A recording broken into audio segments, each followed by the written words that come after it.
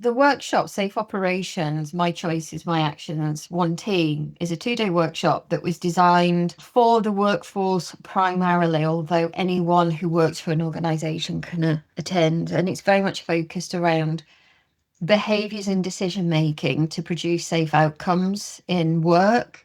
So it apply to any high hazard industry. And what we focus on in this workshop is CRM, crew resource management, which came from the aviation industry originally.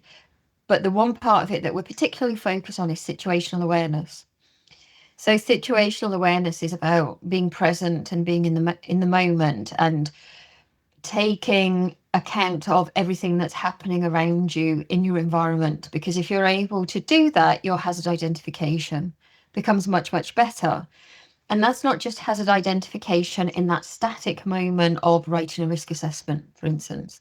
It's dynamic risk assessment as well to make sure that you are dynamically observant of changes that are going on around you as you're performing the task. So it's an ongoing thing, because situational awareness is really important, because not only does it make you aware of the environment in the here and now, but it also allows you to project forward and make good decisions based on the information that you're collecting from that environment. So, for instance, if you are dynamically risk assessing your environment, you may make the decision to stop the job because you've predicted forwards and believe that there are additional risks now associated with the task because the weather's changed or the work party's changed in some way. So it allows you to do all of these things, and it allows you to make sense of what's going on around you. So it's important to understand how that works, because we are susceptible to things like hazard blindness. We just stop seeing hazards because we've worked in that environment for a long time. Well, we don't see them in the same way as we did.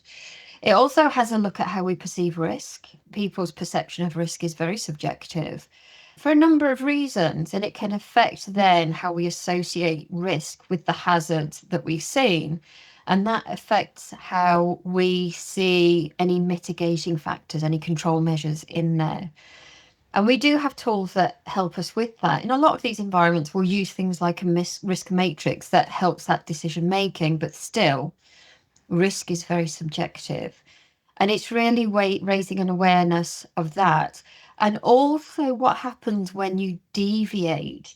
So what I'm talking about here is, for instance, you might deviate from a process or a procedure because you found an easier way to do it or a more efficient and effective way to do it, but it's never gone through management of change properly. And eventually it becomes custom and practice. Everybody believes that that's how it gets done, but it's now deviated from how it was originally written, and we call that normalization of deviation. And it's really an explanation of how that happens and how the deviation spiral works, how that comes about and becomes a cultural phenomenon, and how people are governed and led by those factors. It influences their decision making, the choices that they make.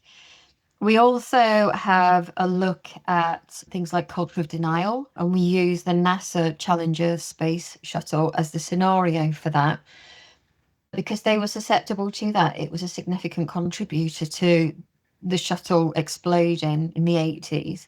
And it still exists, the culture of denial. When we go through it, people recognize this within their own organization.